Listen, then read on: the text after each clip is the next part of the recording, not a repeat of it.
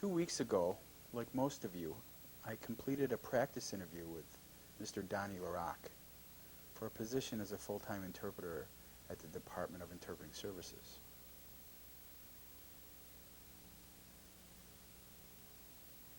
Today I'd like to tell you about how I prepared for that interview. I realize that this information is not new to you, but perhaps it'll strengthen what you already know. Preparing for an interview for employment as an interpreter is not much different than preparing for an interview for any other type of position. But there are some exceptions, and I will discuss those later on in this presentation. First, it is important to know some information about the position for which you are applying. This means you must read the job description. Read it carefully and make sure you understand and can explain the duties stated. You don't have to remember every detail, but it is important to know the major responsibilities of the position. I have a confession to make. Although I read the job description, for some reason I did not expect Mr. LaRock to ask me about it. Later, when I looked at my videotaped version, I tried to see if I could find any hint of surprise in my eyes when he asked me, "I'm assuming that you've read the job description." And I answered with confidence, "Oh, yes, I have." "Can you explain it to me?" Wow, he took me by surprise. But I knew just enough to explain the major points. I really learned from that experience. Know the job description well enough so that you can explain it easily. It's also important to have some knowledge about the company or organization to which you are applying.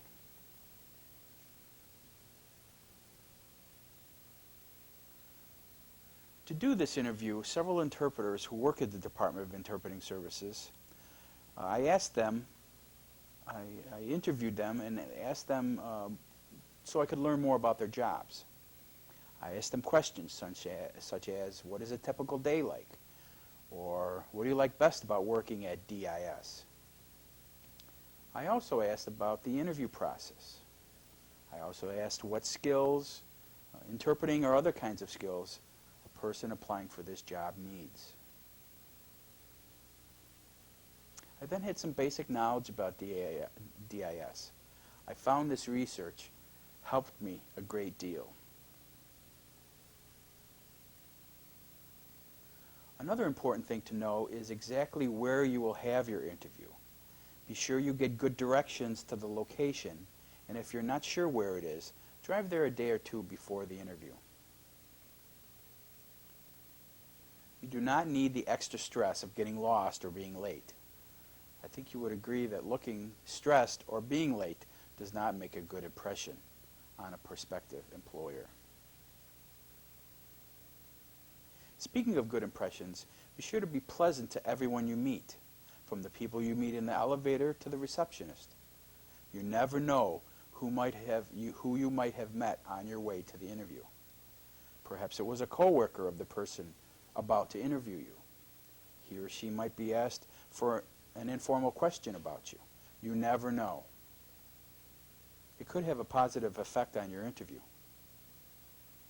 I find, too, that if I arrive with a pleasant attitude, people respond in the same manner, and I feel relaxed and ready for the interview. Don't forget the importance of a handshake. Make sure it is firm. Practice your greeting and handshake. A pleasant smile and a firm handshake is a good start to the interview. Now let us discuss how you will dress for the interview. This is where it's a little bit different for a person applying it for a job as a sign language interpreter. In general, for any interview, you will want to dress conservatively. You will want to be sure your clothes are neat and clean. Don't wear excessive jewelry, perfume, or cologne. Or for the ladies, too much makeup. Sometimes I like to wear something like a small distinctive pin. Nothing large, just enough to physically distinguish myself from the other applicants.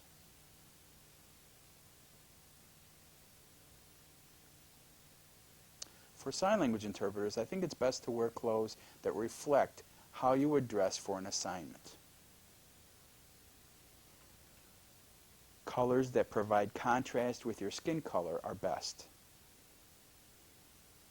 If you demonstrate at the interview how you will dress on the job, I think this will impress the interviewer. The person interviewing you would feel that he or she can put you in an interpreting situation at that moment. Oh, before I forget, be sure your hair is off your face. All of the above are very important for interpreters. The next item you should prepare for is what questions the interviewer might ask.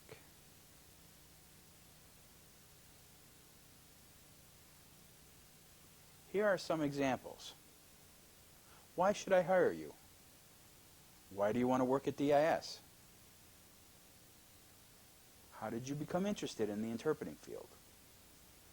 What are your strengths and weaknesses? Mr. LaRock also asked me a question pertaining to the Code of Ethics, so be prepared for something like that. You should also be prepared with questions for the interviewer. If you are like me, you will have some questions. Be sure that your initial questions are not about salary or benefits. Focus on the interest that you have in working for that organization. Ask questions referring to how you can grow with the organization. For example, I asked how the mentor system works. That question shows that I'm interested in my professional development. I also asked about preparing for assignments. For example, does DIS have funds available to buy books required for the courses for which I would be interpreting? This question shows that I'm interested in preparing for those classes so I can do a better job interpreting.